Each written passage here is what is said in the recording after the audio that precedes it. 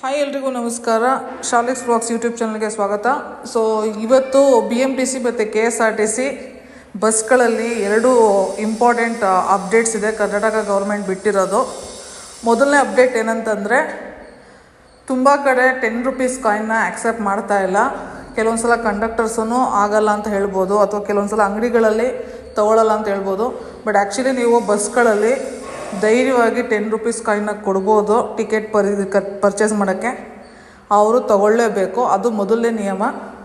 ಎರಡನೇ ನಿಯಮ ಏನಂತಂತಂದರೆ, ಈಗ ನೀವು ಸಪೋಸ್ ಇವಾಗ ನೀವು KSRTCನಲ್ಲಿ ಓಡಾಡ್ತಿರ್ತೀರ, ಒಂದು ಊರಿಂದ ಇನ್ನೊಂದು ಊರಿಗೆ ಎಷ್ಟೊಂದು ಸಲ ಚೇಂಜ್ ಸಮಸ್ಯೆಗಳಿರ್ತವೆ. ಅದಕ್ಕೋಸ್ಕರ ಮಾರ್ಚ್ 2024 ಕರ್ನಾಟಕ ಗೌರ್ಮೆಂಟ್ ಅವರು UPI ಪೇಮೆಂಟ್ಸ್ನ ರಿಸೀವ್ ಮಾಡೋವಂಥ ಮೆಷಿನ್ಸ್ನ ಅಳವಡಿಕೆ ಮಾಡ್ತಾರೆ. ಸೊ ದಟ್ ನೀವು UPI ಪೇಮೆಂಟ್ಸ್ನ ಕೂಡ ಮಾಡ್ಬೋದು. ಆವಾಗ ನಿಮ್ಗೆ ಯಾವುದೇ ರೀತಿ ಕ್ಯಾಶ್ ಕರೆಕ್ಟಾಗಿಲ್ಲ, ಚಿಲ್ಲರೆ ಇಲ್ಲ ಅನ್ನೋ ತೊಂದರೆಗಳು ಬರಲ್ಲ. ಇದನ್ನು ಕೂಡ ಅಳವಡಿಕೆ ಮಾಡ್ತೀವಿ ಆದಷ್ಟು ಬೇಗ ಅಂತ ಮಾರ್ಚ್ 2024 ಈ ವರ್ಷ ಪ್ಲ್ಯಾನ್ ಮಾಡಿದ್ದಾರೆ. ಇದು ತುಂಬ ಜನ ಟ್ರಾವೆಲ್ ಮಾಡ್ತಿರೋದ್ರಿಂದ ಇದು ನಿಮಗೆ ಉಪಯೋಗ ಆಗುತ್ತೆ ಅನ್ನೋ ಕಾರಣಕ್ಕೆ ಈ ವಿಡಿಯೋ ಮಾಡಿ ಒಂದು ಅಪ್ಡೇಟ್ ಕೊಡ್ತಾಯಿದ್ದೀನಿ. ಚಾನಲ್ಗೆ ಸಬ್ಸ್ಕ್ರೈಬ್ ಆಗಿ, ವಿಡಿಯೋನ ಲೈಕ್ ಮಾಡಿ, ಡೌಟ್ಸ್ ಇದ್ದರೆ ಕಮೆಂಟ್ಸ್ ಮಾಡಿ. ಧನ್ಯವಾದಗಳು.